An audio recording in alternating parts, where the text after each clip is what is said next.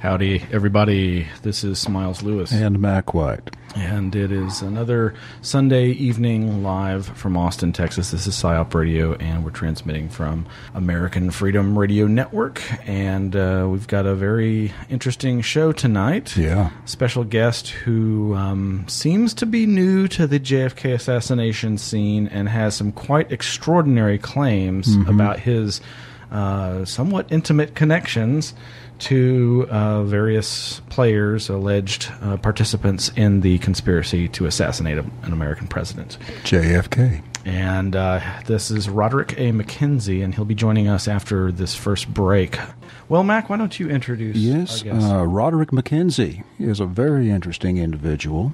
He's a Korean War veteran. He worked in the carnival and circus for years. He's been an acrobat, a registered nurse, a sign painter, an artist, and he's a multifaceted individual.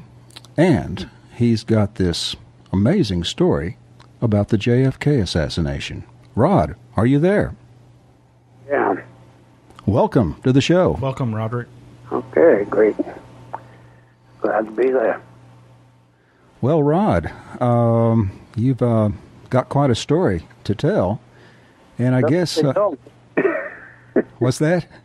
That's what people tell me. Yes, it is quite a story. And, I guess the best thing to do is just start at the beginning and tell how you came to know these guys like mob bosses John Roselli and Sam Giancana, and how you ended up in Dallas in 1963. How did that happen? Okay, it goes back to when I got discharged from the Presidio of San Francisco, William Alexander Morgan. I met him, and he was on a ship that Barney Gould, the newspaper man, had brought down from Seattle to San Francisco. And they gave me a job on it, because I just got discharged, and I'd hung out at this bar in San Francisco. And I got a job with, I noticed that Morgan had a lot of money, and he was doing burglaries, and I got into that business with him. We got sort of run out of San Francisco because we got some heat, and the mob told us we're working for the mob. And they told us, get time to leave. And we just beat the police out of there. Headed down to Los Angeles, San Francisco to Los Angeles, and then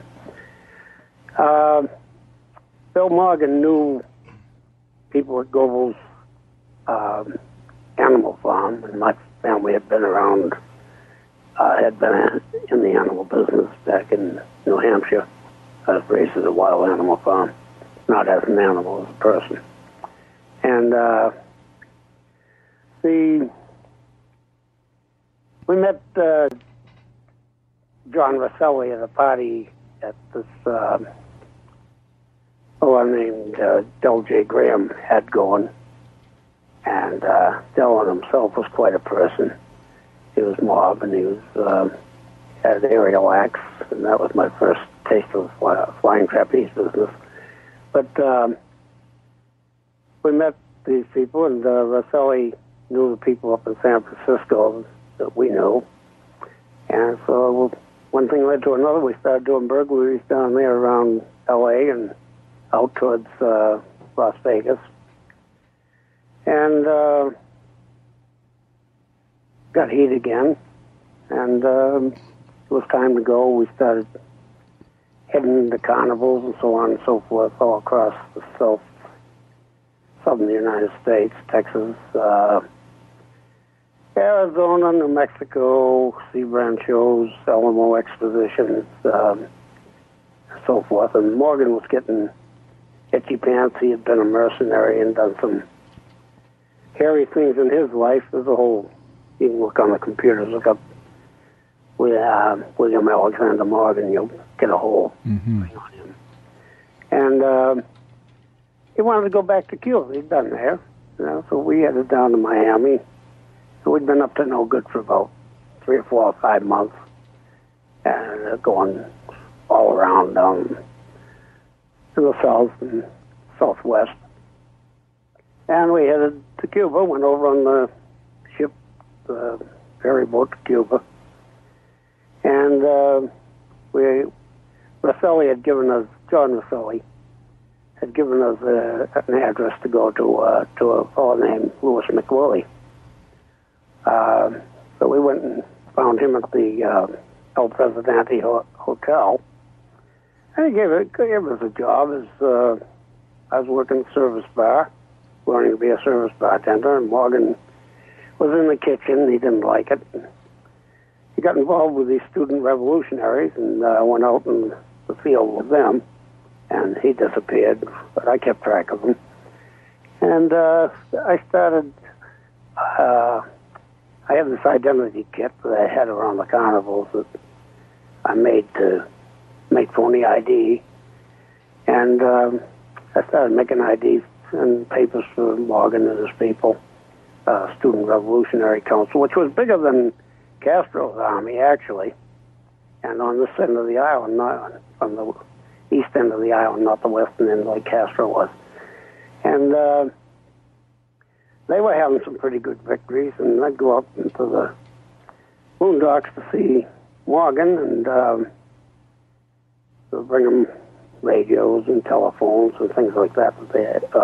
They weren't headsets for radios, things like that, and some ammunition, whatever we could get our hands on, food. Razor blades. They wanted razor blades, but they didn't shave. I never figured that one out. And I made them out in the cane fields.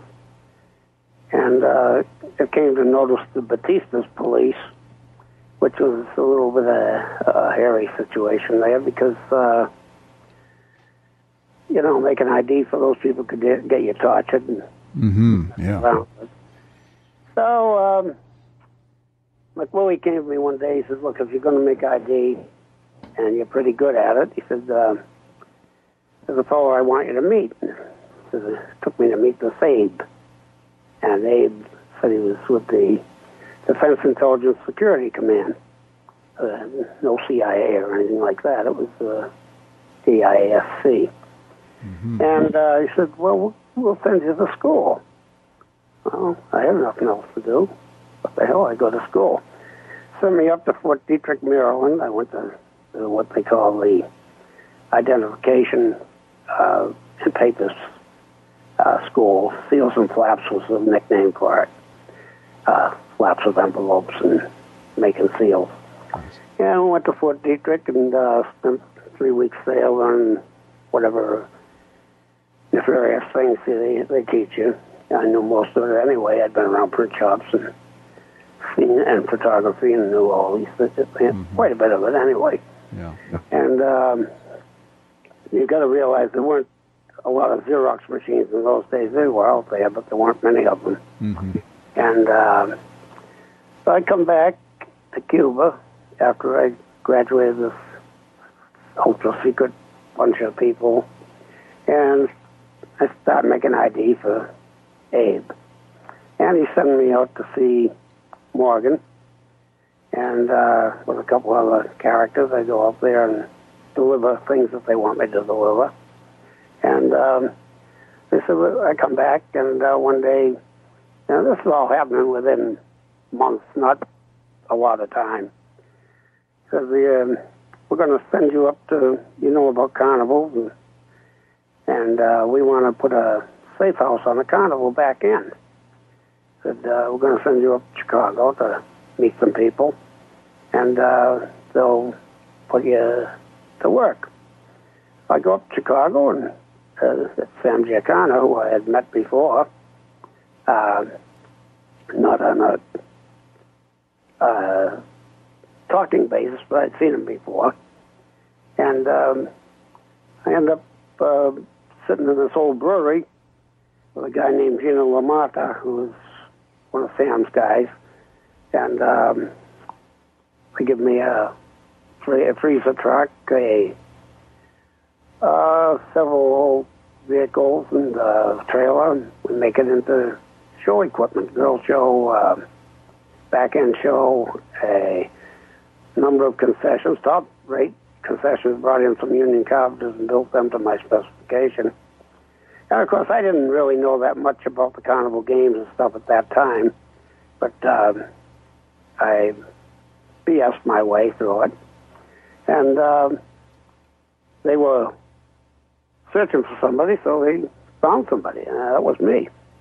So I go out with the shows with this safe house on the back end of carnivals, and we just go on like we're like any concessionaire, lay down our equipment, pay the privilege,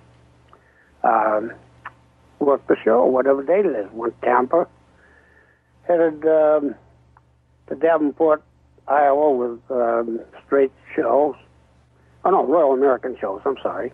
And then Royal American was going into Canada, so the people I contacted every couple of days told me that I couldn't go into Canada right yet. They didn't want to take the equipment into Canada.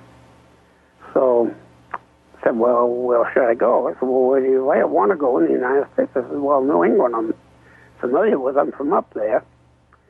So we went up and laid down our stuff on continental shows, which is a crooked show. It was at that time. Everything worked in those days. Today you can't lay down anything that will make you any money. unless you own the show. Yeah.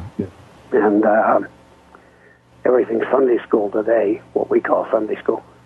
And we ran this New England, and I hopscotched over to World of Mirth shows. When they decided they'd let me go into Canada, and I went up for the Ottawa Fair,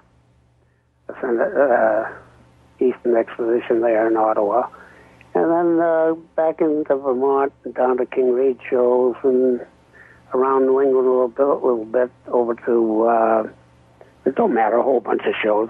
Then we headed out west. I was getting people by now that were being sent to me by this Reverend Bowen and a couple other people.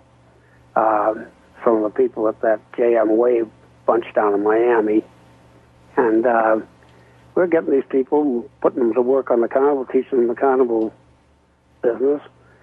And Gino had become a regular carny by this time. Of course, he was watching over me, too, I'm not supposed to know this, but I was supposed to be the boss, but he really was.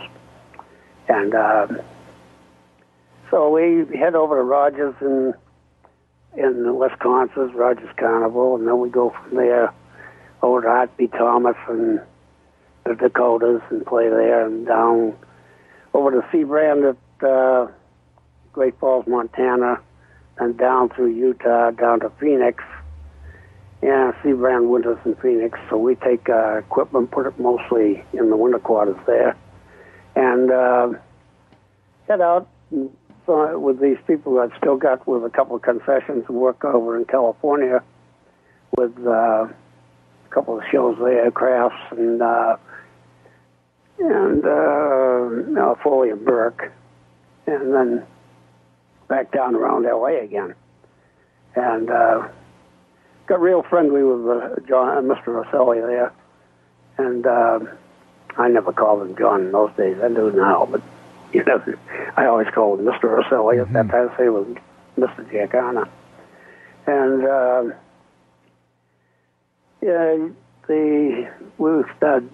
I did some burglaries again, and I was running the safe house end of this thing, and these guys were sitting, around L.A. They had just in various rooming houses and doing whatever they did. And I only had 2 clients by then, a girl and she was a hit lady. And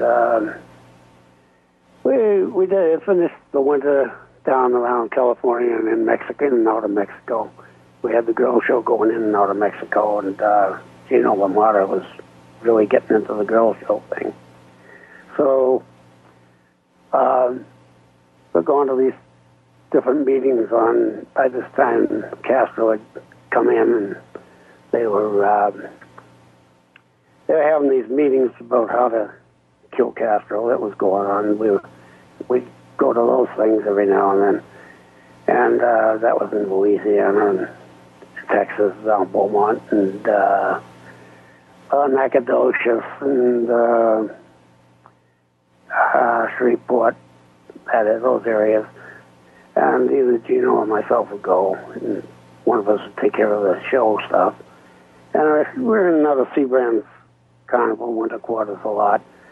Then we did the same show thing the next year, which would be been about 51, and then same route all the way around again, down to Arizona again, from the Dakotas down to Arizona.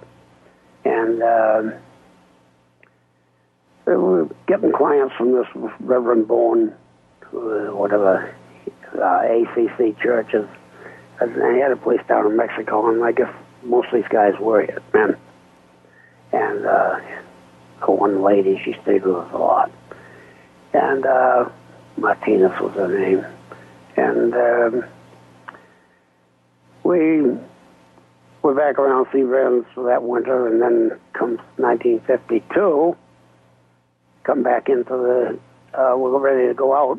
I turn over a vehicle and end up in Pima County Jail, and my ID factory ended up strewn across the desert. Uh-oh. And, yeah, oh my crap, it's all over the desert. State trooper comes along, and I'm in a coma, not in a coma, but black, I can't see. So they take me to the hospital, Wilcox, Arizona, and the FBI comes in on it. I get busted. And all this ID, passports, everything else I've got. And I contacted John Rosselli. I had a phone number, and in L.A. at his suite. Well, he didn't get back to me, but all at once I'm let out of jail in the middle of the night at Pima County Jail. And it's 12 o'clock at night. They let people out, expect you to walk back to the city, you know. Uh-huh. No, Pima County Jail's underground way out there. Oh, boy. So the desert there. So a guy named Ervil LeBaron is waiting for me, picks me up. I didn't know what was going on. He says, "You're coming with me." Now, he was a Mormon with a lot of wives. And I went with him down to a place. We went to a place in, well, first to Douglas. We stayed overnight at Douglas, Arizona. And to Agua Prieta. Canena, Mexico is where we're at right now. Cananea, I believe it was. And that was right over the border in Mexico. Ervil LeBaron had this compound there. He's the guy, by the way, that ended up later on, they did a book on him, 4 o'clock murders. And he was a Mormon polygamist that got in a lot of trouble down there. Yeah, that was later in the 60s or 70s, I guess. So anyway, I go across. I stay there for a little while, a week maybe, and it's really great there. I had good food. There was a woman there and everything else. Forget all that. Anyway, the girl takes me. They tell me I'm going to Houston to meet some people, and she takes me all the way across Route 10 into the states. Into the states again, into Route 10, all the way past where you are, and Austin and Houston. To Houston, we stay at the lady and I stay at the Travelers Hotel. I guess it isn't there anymore in Houston. Used to be a Carnival Hotel, crummy joint. And we stay there that night, and I'm supposed to meet some people. And we go over to a gay bar and meet them, and it's Dave Ferry and 2 Latin guys. And they told me they were going to pick us up in the morning, and I'm going up to Dallas. And don't tell me why or anything else. You never ask questions in those days. These people. I was making money. Why did I care? You know, I had nothing else to do. And so they come the next morning. They come in a Cadillac, and they pick me up. And they take me up in this Cadillac. It wasn't new, but it wasn't very old either. Cadillac up to Dallas, and that's where I Met, well, first I met Mac Wallace. He was, they took me into the Cabana motel. They put me up there, and then put me at the Egyptian Lounge. I met Mac Wallace, and we had the whole clandestine deal where we both wore the same shirt and all that business, and so that we'd know each other. I didn't know Mac Wallace. I had known Dave Ferry before, and I knew Frederick Rogers, who was in the car too. So they go their way, leave me with Mac Wallace at the motel to meet Mac Wallace the next day, which I do. And he seems to be an amiable guy, sort of nerdy looking with big glasses and square jaw, and very well educated, presents himself well, but he drinks a lot. He's got this flask and gives me some of this wild turkey that he's got, and one shot of that was enough for me. I went back to beer. It was, in those days, I don't know if it still is in Texas, it was set up and you couldn't order a mixed drink in those days. Oh, yeah, those were the old days. It's changed. They still have that? No, not anymore. Dallas is a wide open city now. It's an improvement. So I get to meet everybody. I meet Wallace takes me over to Jack Ruby's club, the Carousel, and I go over there and meet him upstairs and meet him, and I had some fun there. He introduced me to a lady, sort of, and I meet all these people. I met Tippett there, and I met finally we went back. Well, wait a minute. First I had met this Miranda, Jake Miranda. I met him too when Mac Wallace had me meet him at the Egyptian Lounge. And he comes in, both of them got suits on, and this weird Hawaiian shirt that he and Wallace and I have. He's under his suit. You knew he was uncomfortable with it. I didn't. That's all I had on. It was warm, and so we go over the Carousel, and I meet Mr. Rubenstein, and I didn't like him right away, even though he was pretty nice to me. Mm-hmm. And he fixed me up with a gal right there and then. So it was not What bad. was there about Jack Ruby you didn't like? Just the demeanor. Mm-hmm. The boisterousness, the demeanor, Mm-hmm. There was just something hidden underneath him that I call him the penguin. Mm-hmm. Yeah, he reminded me of a penguin in a suit. And big guy, he was big and not big, he acted big. Mm-hmm. Later on, I knew he took fucking shots at people and things like that, and I didn't like that. He got a couple of signs out of me later on. I painted signs for him, but it was all done through a third party. And you got to know Tippett pretty well, right? Well, Tippett I met right there that day, and he was to meet me the next day and take me to the safe house to take over the safe house, which I did up on Holland Avenue in Dallas. Holland Street or Holland Avenue. I guess it was Holland Avenue. And I had also, Ruby had said he could get me whatever I wanted, but what I wanted to go to work, as well as run the safe house, which was as a surgical nurse. And he said, sure, we can fix that up. So they did. They fixed me up with Dr. Sparkman over in Baylor University Hospital, St. Anne's, actually. And then he got me into Baylor University Hospital, Truett Center, in surgery up there. I worked there for all the time I was in Dallas, except to the end of it, where they put me over in Parkland. But that's getting ahead of the story.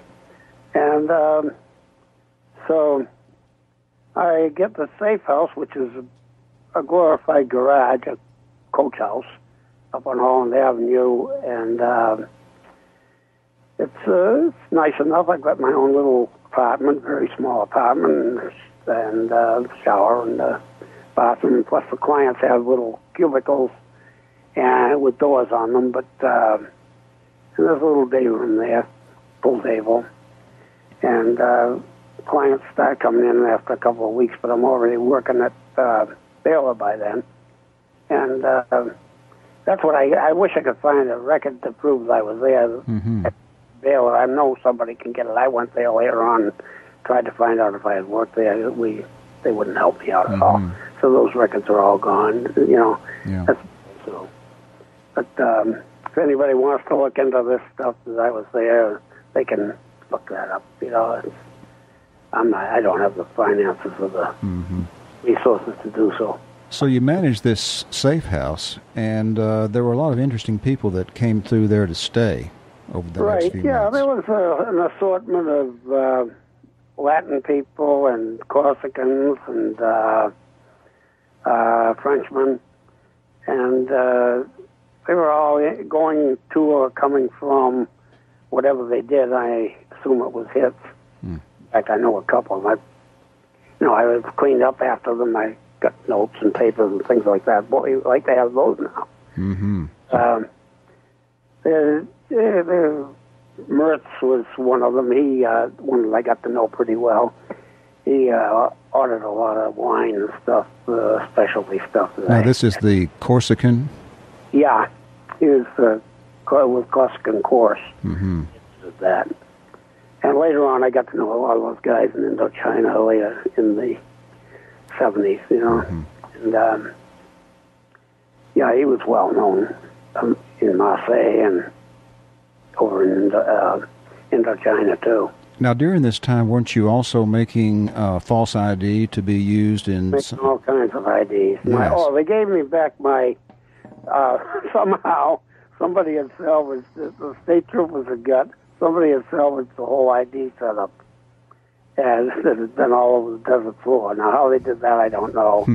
And they say that there's supposed to be no record. I don't know if there is or isn't, of the FBI busting me in on that deal. I don't know if there is. There should be a record of Pima County when I went there, but because it was under Rod McKenzie, and there should be some kind of record there of that.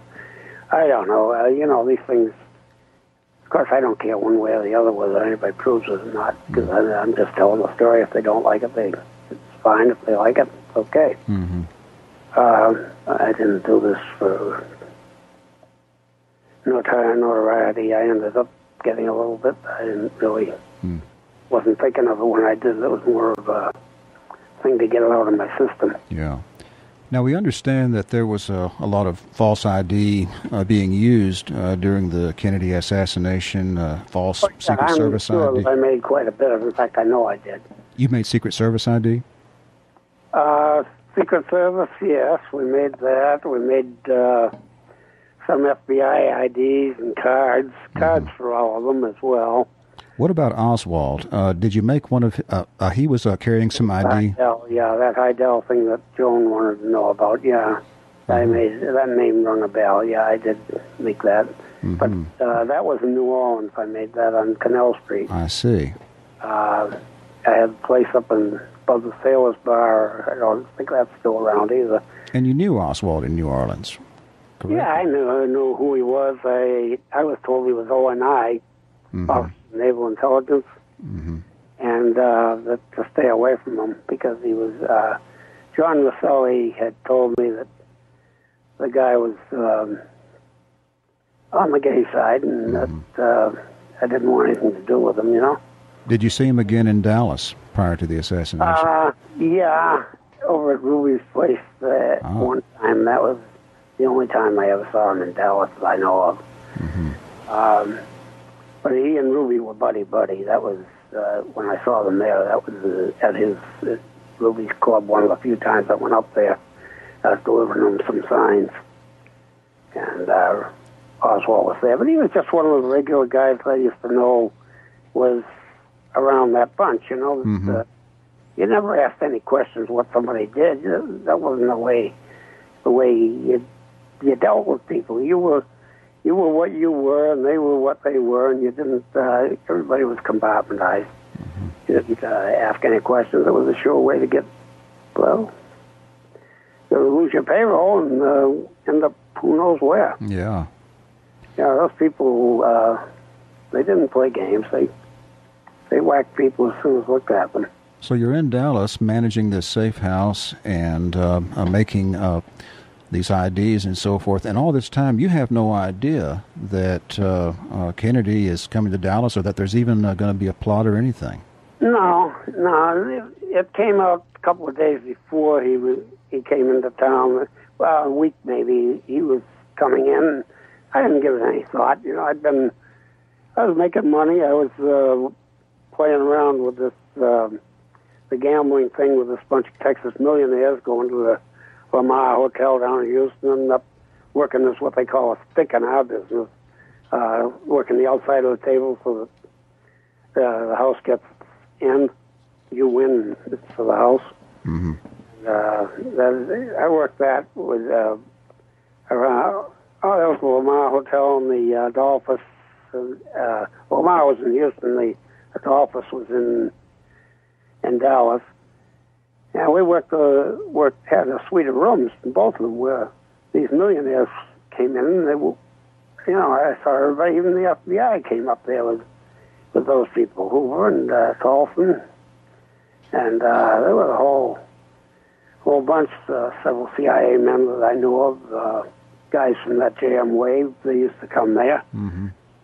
This David Morellis, who nobody ever talks about very much, he was, I'm sure he was involved in this thing as well as anybody else. And I don't know about shooting, I'm talking about in it some way or another. Mm-hmm. There's so many people that, you don't know what they were doing there that day. I don't know, we're talking about the shooting day. It was just people from all walks of life there. Mm-hmm. I don't understand why somebody didn't know the thing was going to happen, mm-hmm. Before it happened. But, we're getting way ahead of it. But when you first found out that you were involved in this plot to kill JFK, what happened on November 22nd? What is your memory of that day? I had got bogged down there a little bit, but I had made ID for Percy Holt and Rogers and Harrelson. They had airline stuff and stuff like that, flying permits and mm-hmm. so on and so forth. From Mineral Wells, Texas, they were going to take off. Mm-hmm. But I had made all this ID for them and under different names. And that seemed funny because they all had their own, two of them were pilots as it was. And I had been cut out of my safe house and sent over to the Cabana again to stay there for almost a week. And they had made like a war room out of that safe house. There was mats up there and everything else. Mm-hmm. I'd only been back once or twice, and I was sort of ushered out, get back to the motel and just take, don't bother with anybody, And so I did. I minded my own business and stayed at the Cabana. That was a nice place to stay.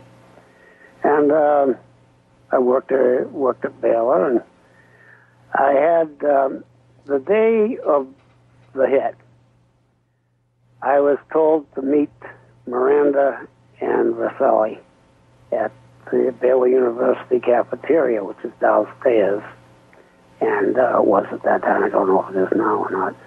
And which I did. I had gone to a bookstore, and then I went in about 11 o'clock. I guess I met them down there in the cafeteria, and had a donut and coffee and stuff. And we talked, pleasantries, asked how Del Graham was. He told me that Del had asked for me and so on and so forth. And Rosselli was back and forth on the telephone all that time, and right up to, I guess, 12 o'clock, right in there. And maybe 12:30, I don't know. Probably when the hit went down, I don't know what. 12:30, yeah. About what he was doing. But we didn't hear about it for a while. I'm sitting, finally he comes over and he tells me, well, I wouldn't be needed for whatever they were going to use me for. And just to go to work like I normally did at 3 o'clock. I'd go there at 2:30 and get scrubbed in for whatever case was going on. There was a gigantic operating room, X-shaped with 30 operating rooms or something like that, and there was always a case going. So that's when I heard about the hit. Was up in the OR. Somebody come running in, one of the security guys yelled that Kennedy had been killed. It was no surprise to anybody. It was, and none of us liked Kennedy. None of my people did, because of the Bay of Pigs business, and it was, I didn't think anything of it. Later on, I got a little shivery because I heard about that bullet being put on a stretcher over at Parkland, and figured that might have been what they were going to use me for. Mm-hmm. Something like that. And, that got a little hairy in your mind. Yeah. But, you start thinking you're into the thing, which I obviously was, but I didn't get used. That was it. Just like the guys on the other side of the railroad trestle, Percy Holt and Rogers and Harrelson, they didn't get used. They ended up being those tramps. Now, this was a shooting team, you're saying, that you found out later was on the other side of the underpass, and they would have shot Kennedy had he managed to make it through Dealey Plaza. On the way out if he'd gone through that pass, And so your job at Baylor Hospital, had the motorcade gone to Baylor instead of Parkland, it might have been you who did what had to be done there, It was like 50-50. If they turned around and come back to Baylor, it was actually shorter than going to Parkland. Mm-hmm. But I guess they were heading in the direction of Parkland, so they just went that way, under the underpass, and went up Simmons Freeway that way. Mm-hmm. But, so I just worked that day and left at 11, 11:30 is when I used to get out of there. And I went back to Cabana, and I went to the Egyptian. Well, of course, the Pepsi convention was in at that time.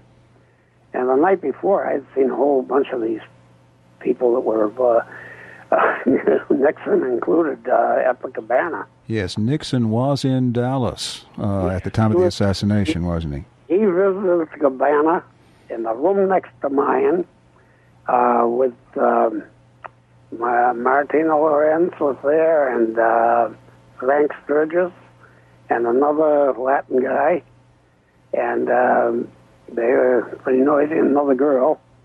They were all in that room, and Nixon went in that room for about a half an hour, because I was watching out my window. I had got a little irritated. They were making so much noise over there, music-wise and so on. Now, these people that Nixon was meeting with were Cubans, correct?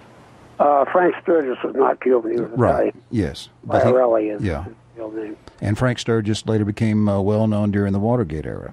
Right. Yeah. He and Rodriguez, who was also, I guess he's still alive. He was around that area the day before. I don't know if he was around during the thing or not. But those guys were all in town. There were so many people in town that is. I wanted, Smiles has a question. Yeah. I'm trying to remember if I just imagined this. Did you say in a previous interview that you had briefly had contact with the Secret Service? No, I made Secret Service ID. Okay. I made quite a bit of that. Yeah, and Percy Holt also, he made the badges for that.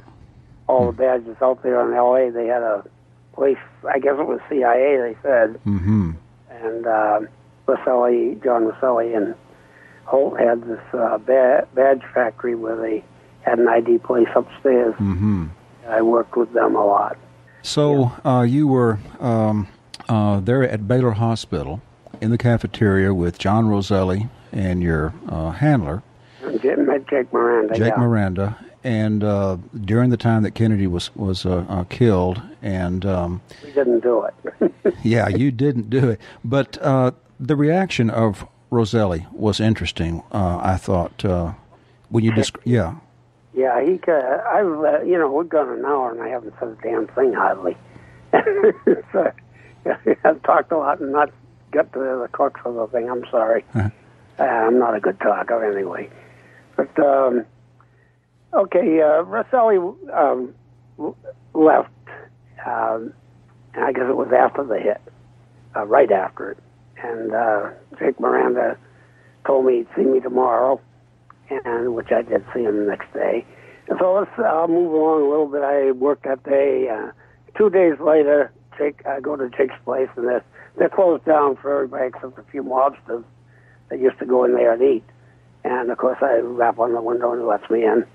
And I go in there, and Mac Wallace is in the sauce real heavy in the back room. There was like a catacomb of rooms in the back where they had gambling, all kinds of things going on back there.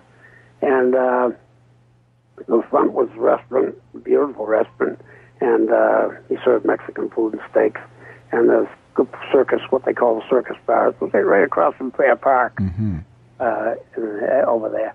And long story short, Mac is getting boisterous and noisy, and that's Wallace's. And so he says, how about getting Wallace out of my hair, get him out of here? And which I did. I went and sat and drank with him. I suggested we go somewhere else, and Mac was all for it. So we head out, and we hit a couple of places on the way to Fort Worth and Mac's pickup.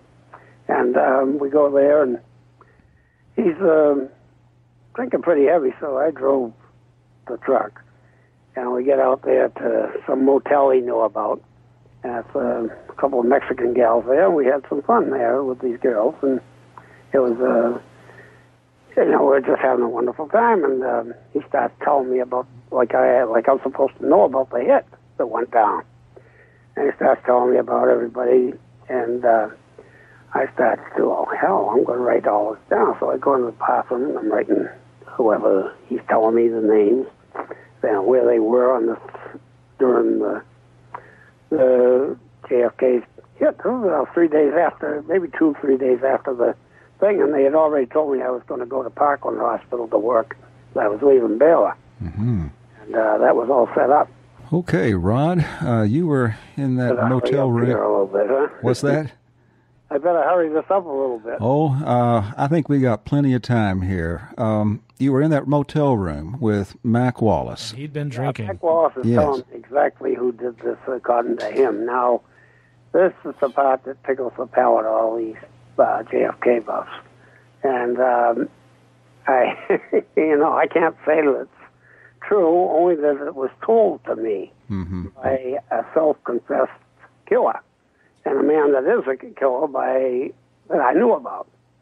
And I'm not trying to promote this as being the way it was. It's just what was told to me was a confession by Mac Wallace. Okay, I'm going back and forth to the restroom, and there's two Mexican gals that don't speak a word of English that we've been with. Are the only people there. They run this motel, and Mac knew about it. And we're there, and there's nobody to hear it except he and I. And he tells me who the killers were, and he said he ran the teams, and I knew about the sulfur mining company down in Sulphur, Louisiana, and the mercenary camp there, and a language school that they had in that building. And that was CIA run, I understand. But anyway, he said that was the place he trained these people, him and Cliff Carter, the lawyer for Johnson's lawyer.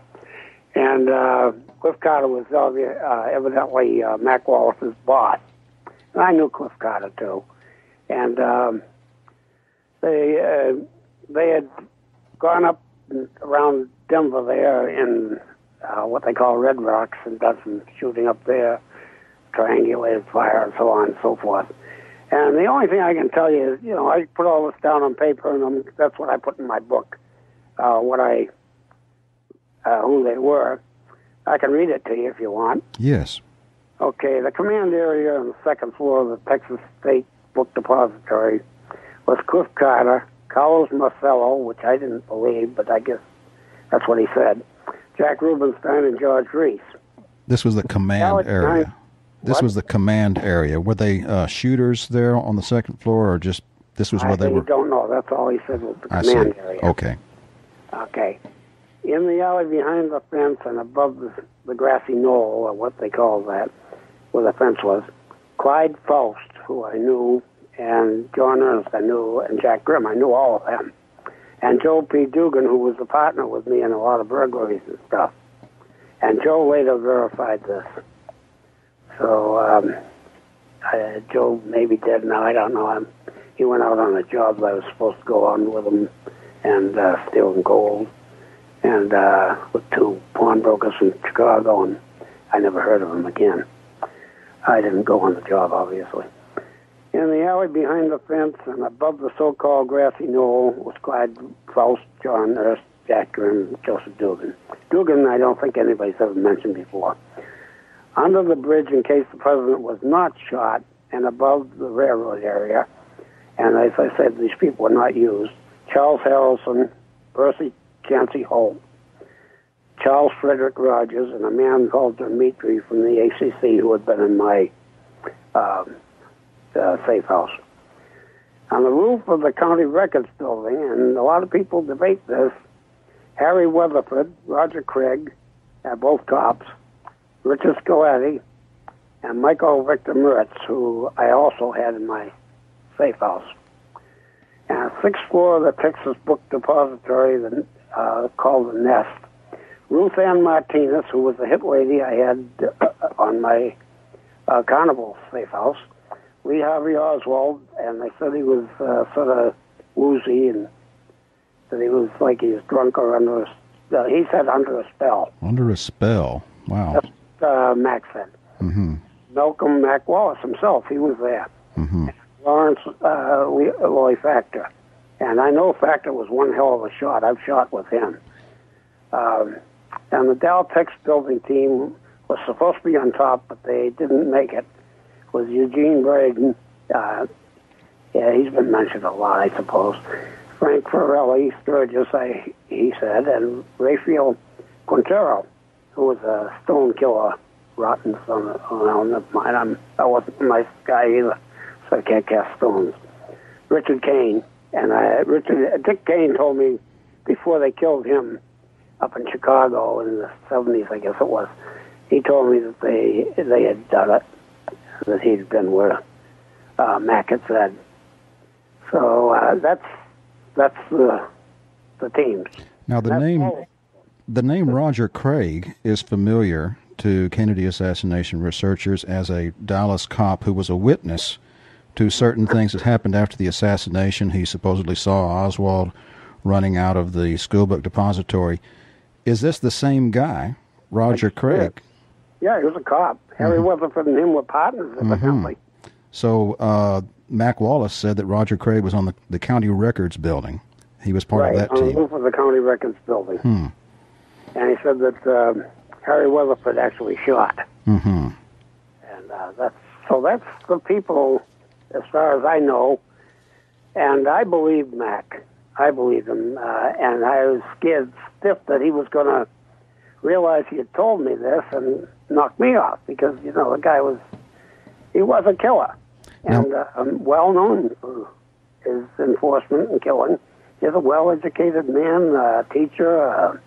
He wasn't just some scumbum. He was quite a guy. He had, in his own right, he had a lot of things going for him, but he was wacky. And he's supposed to have performed another of hits for Lyndon Johnson. Yeah, he killed somebody over his daughter, and then he killed another guy for Johnson, yeah. Did Mac Wallace say that he fired on Kennedy? Yeah, he said no. He said somebody else fired from that spot, and that's where they were in that where Oswald was. Mm-hmm. And it was one of the others that did it. I don't think he actually said who did it. Mm-hmm. But there was him, Ruth Martinez. She could have done the shot herself. She was a hit lady, Mm-hmm. Ruth Ann Martinez. And she was the lady that was accused later. I saw pictures, and that was Ruth Martinez with the gal with the polka dot dress in the later killing of the other Kennedy. Yes, that's commonly reported that at the Robert Kennedy assassination, there was a woman in a polka dotted dress who had been seen with Sirhan, and you believe that was the same individual. Martinez, right. She was a lady that killed with a hat pin in a person's ear while she was making love to them. Ooh. Nice gal. Yikes. Yeah, she was expert at that. Whoa. Did Wallace tell you anything else? What happened to Tippett? Nobody seems to really know that. I liked Tippett. He was a nice guy. I sat and we went shooting together, and I sat and talked with him. We had a few beers together, and he had been with the 17th Airborne. And I'd been with the 508th at that time. Well, he was in before me, but I knew all about the 17th, so it was, we had common grounds to talk about. And he was a character. Out of the whole bunch, I think he was the straightest shooter I knew, so to speak. He wasn't very good at shooting when he didn't get Oswald if he was supposed to. Yeah. Well, it's believed by many that Oswald didn't shoot Tippett, that witnesses say that it looked like someone else there who committed that killing. Well, that kid was set up all around. He was... I get even scared about that because I think it could... The same type of guy I was, he'd been except he was with O&I and...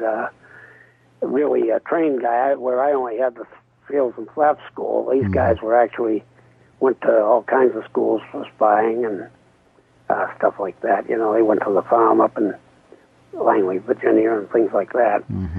And nobody goes to Russia and comes out like that and wasn't somebody, That guy was, and he was around, he was a fair-haired child with, up until his episode in New Orleans with Bannister. Him and Ferry was always with him, and I used to see these guys in the Cats and Jama quite a bit in New Orleans. And that's where I first got to know who Oswald was. And I figured hung around with Dave Ferry. He was a little on the gay side. Ferry wasn't the Nelly fruity guy that they make him out to be.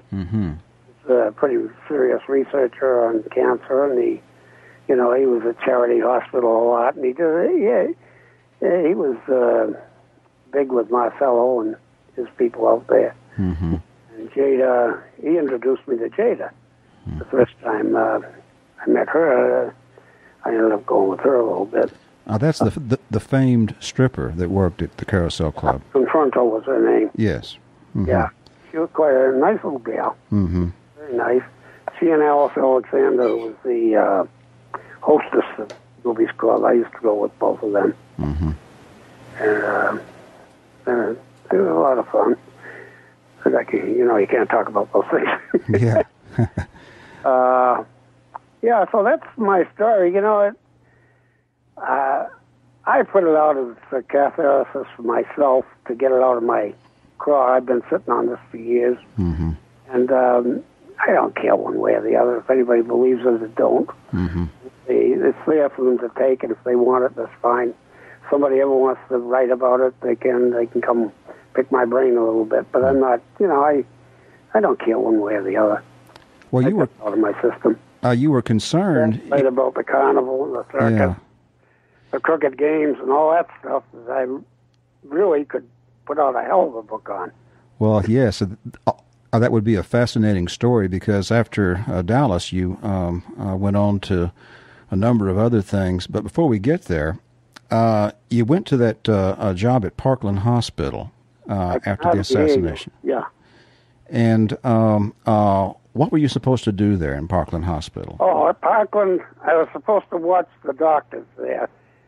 Surgical nurses, male surgical nurses, were in the same room as the same dressing room as the doctors. So I was supposed to be there and report to Miranda every night for whatever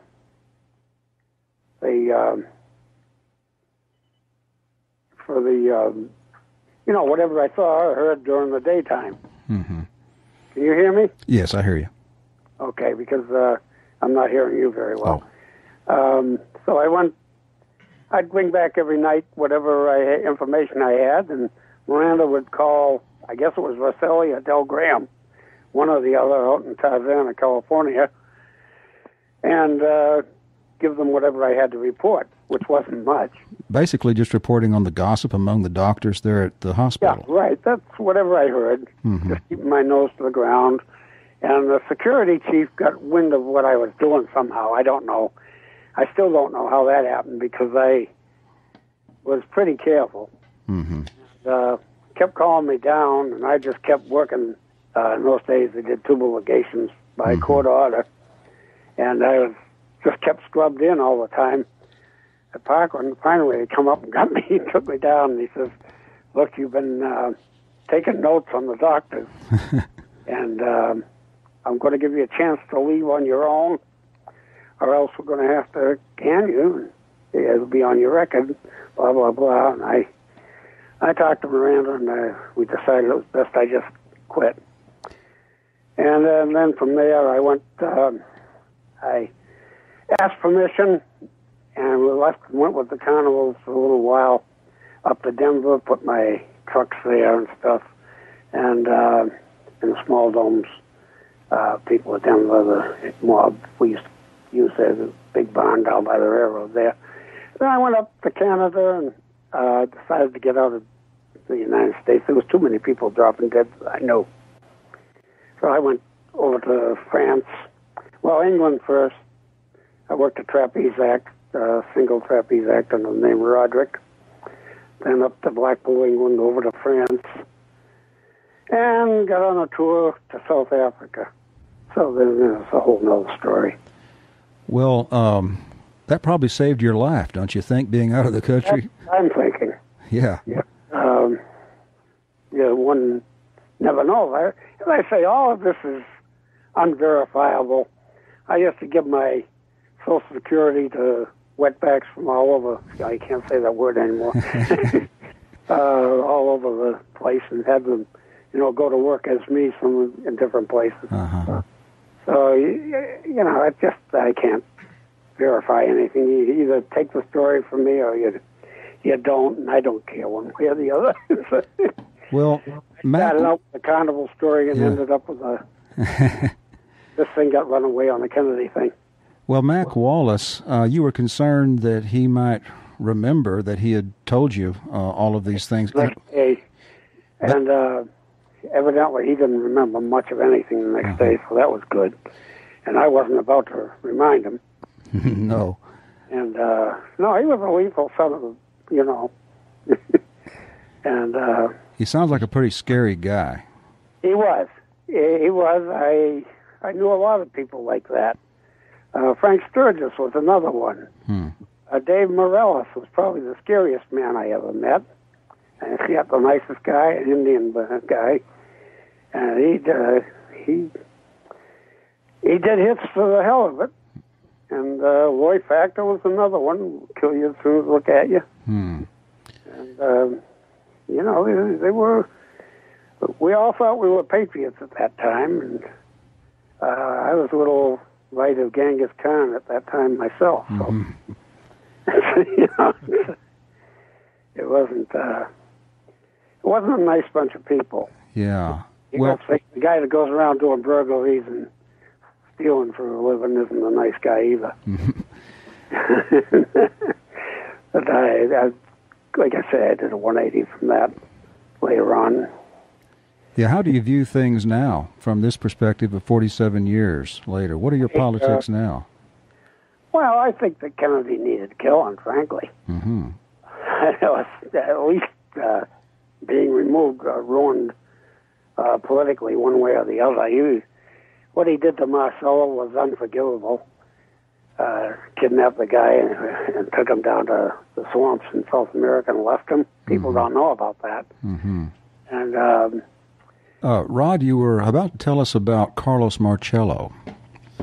Yeah, I was just saying that what was known to have happened to him with Robert Kennedy kidnapping him, taking him down to South America, I guess it was, in Mexico or somewhere, in the jungle, and just leaving him there, to him and his lawyer. That was a pretty rotten thing, and he had to get back by himself, so the guy was pretty mad at him. But one other thing I was thinking of while you were on the break there was Mac Wallace wasn't a very good shot. As I've shot with him, I went over to Marshall with him a couple of times, and we did some shooting. And, in fact, Tippett was with us, too.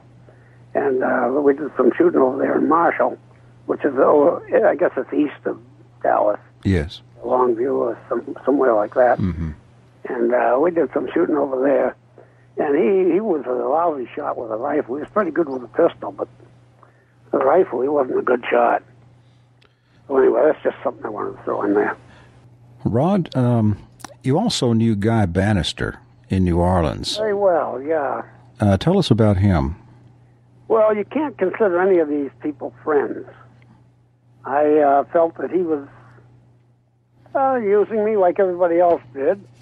And at that time, when I look back of it, I was wondering, like I said, I might have been the Oswald. I was wacky enough and, right-wing enough that I could very well have been the Oswald of that time. Mm-hmm. The choice for it. Bannister was in and out of Captain Jarman's bar all the time, where we got our payoffs. And, in fact, he was the paymaster. And it was, I went to him for him or Delphine Roberts, who was the secretary there, for almost all my needs when I was in Louisiana. Sometimes I was in Louisiana. And that was how I knew Bannister. I was in that detective agency quite a bit myself. And, I didn't know anything about the place next door where Oswald used for his address. Mm-hmm. But they were a snaky bunch. We took weapons to different places. We were in that deal out at Pontchartrain where we were training people, and we had a regular mercenary camp out there. And yes, a lot of bad characters at that time were running around down there, and I was one of them. I don't like to look back in a minute, but it was. I wouldn't have liked me at that time. Mr. McKenzie, can you tell us a little more about the time you spent at Fort Detrick with that training? Who was it that recruited you to go get taught there? First name only, man named Abe, and Louis McWillie, who was the mob. They were the ones that sent me up there. They put me on a boat to Miami, gave me a ticket, naturally no flight, ticket on a trailway bus, and I got there and I went in. There was an old chemical building where they'd made nerve gas and who knows what else in that building, and there was 8 of us there that were to be trained, and teachers came from CIA, from the TSS, they call it, Technical Staff Services, and they were the ones that trained us, and everything to do with, from opening letters with, stealing them open to making glues and seals and printers. I had a little press of my own, and that wasn't new to me. Print shop techniques and all sorts of things. I excelled at that. That was really a good week. One girl was among us, our group, and we were all worried that we might come down with some unheard of disease because of the building. Right, yeah. Fort Detrick is known for a lot of biological and chemical research. That's what this place was. They had done nerve gas in it. And how long were you there? 3 weeks in all. Not quite 3 weeks. Was it like a 9 to 5 weekday schedule? We were confined.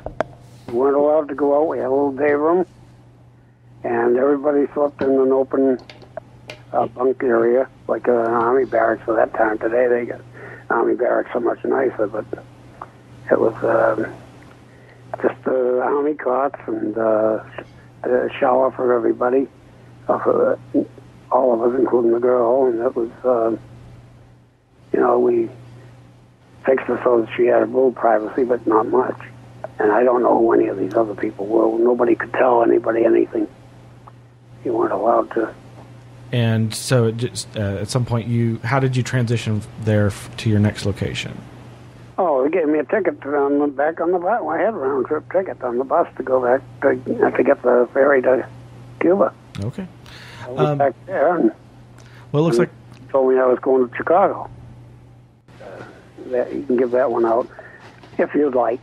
Well, Mr. McKenzie, I'm sorry if I've been incoherent or anything. Not at all. It has been a fascinating evening, and thank you so much for sharing this story. I thank you for the opportunity to share it. Yes. Well, thanks for joining us on this very interesting show tonight, and we'll see you again this time next week. Take care. Good night.